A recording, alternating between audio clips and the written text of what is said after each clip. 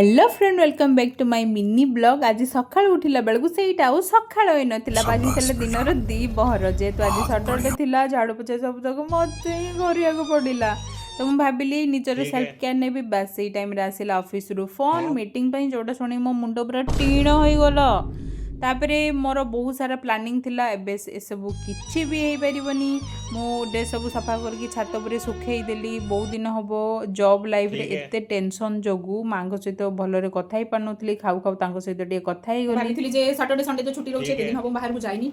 तो भाबितली आज टिके समय बेट तो मु माने मु उठी माने मु निदर उठिली 12:30 गुटेरे। तो भाबिली टिके फ्रेश हेकी पूरा बाहर जिवा लंच बाहर करके आसीबा कोन हबो मो भाग्य सेठी ही लेखा नै। एबे मीटिंग पई कॉल आसिला मते जिवा पई पड़िबो। तो मु भाबुछि सेई पटु जदी टाइम हबो जिबी नहले आसीकी पुणी मु ड्रेस चेंज करिकी मते जिवा पई पड़िबो। आउ टाइम भी हे गलानी काना मते कहिथिले 1:15 आडे पहुंचा पई बट एबे टाइम बहुत हे गलानी मते जिवा पई पड़िबो। देखा केमि कोन मैनेज होची। बाय देखो तो आज ऑफिस रे केही भी नाही। बहुत जन कहती एम्प्लॉय मैंने भी कहती जे एचआर किसी कम न थाए से केवल आसिक इंस्ट्रक्शन दियंती एटा करो सेटा करनी बट तांको एटा जणा न थाए। आमको छुट्टी दिन रे भी काम करिया पड़ी थाए। काम सरला बेलू बहुत लेट हो जाता से भोकर मो पेटर मो सामने पूरा दौड़िले।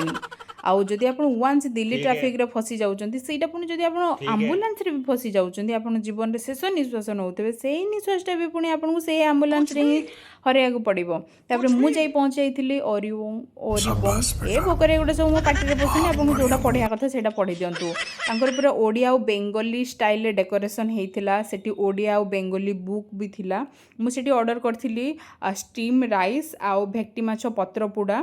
सीरियसली बहुत टेस्टी होता। आपन जदि दिल्ली गुड़गांव रे रोचंती आपन थरे निहाती विजिट करंतु। जदि मो वीडियोटी भल लागिथो लाइक शेयर सब्सक्राइब करिया को जम्मा भी भूलिबेनी। रहली बाय हर हर महादेव।